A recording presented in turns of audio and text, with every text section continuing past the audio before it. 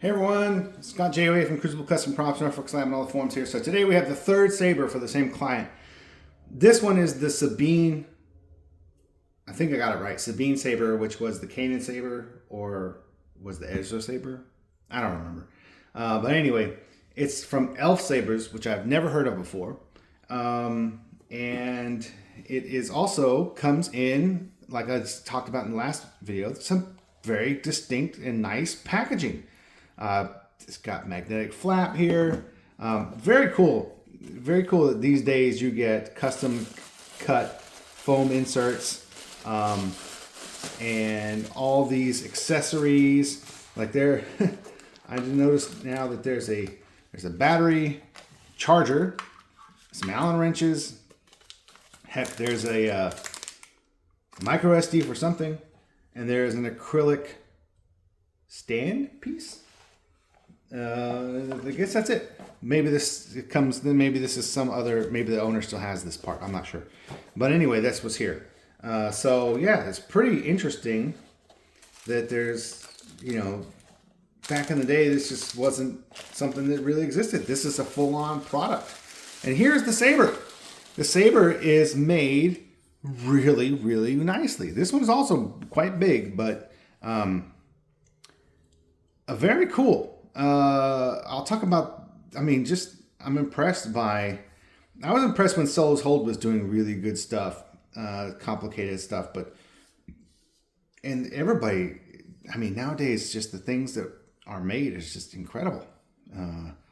All the machining is just above and beyond. I'm just really impressed. I don't know really how this one comes apart, and I don't want to mess with it. It's a bunch of set screws, but I do know that the pommel comes off, and it has this really nicely made 3D chassis here.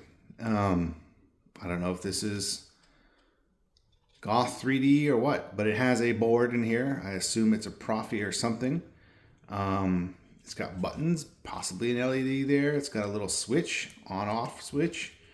I don't know where the speaker is. Maybe it's up in the tilt someplace, but that just plugs in.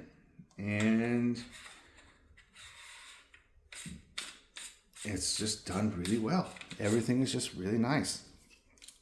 Got a spring-loaded switch here. We've got buttons here. So this one must be installed. I don't really know. I've never seen it on or anything. But of course, the main task here was also to weather it. And there's the same reference as the last two. There is it was on display at the Comic-Con or the celebration or whatever it was.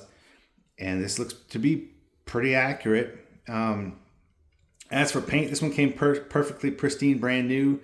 The owner wanted me to weather it up and paint it. Now, the Sabine, instead of the Balin, is very matte looking and not shiny at all. And this one was almost chromed out. It was very shiny.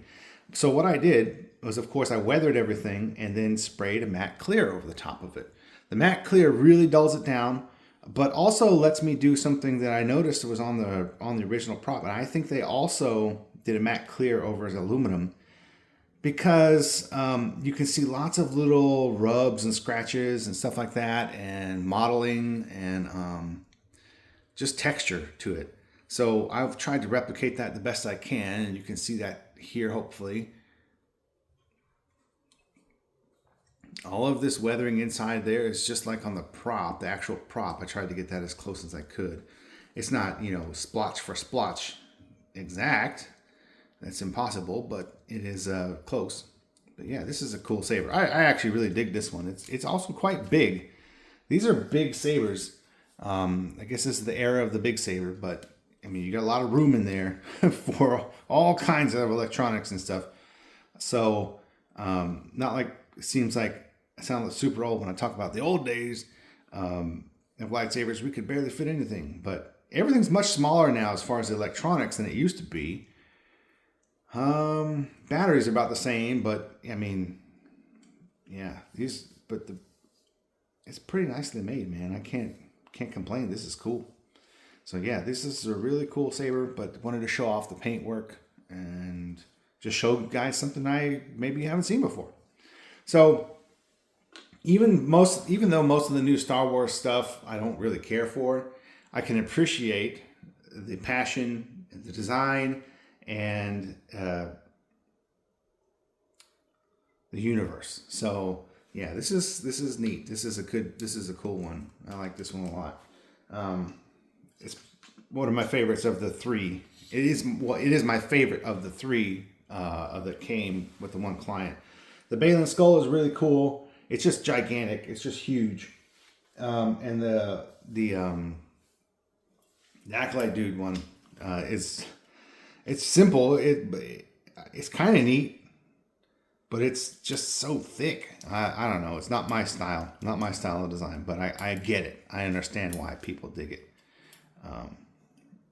Maybe that in itself makes it so much different than most of the others. But anyway. So yeah. Thanks for watching.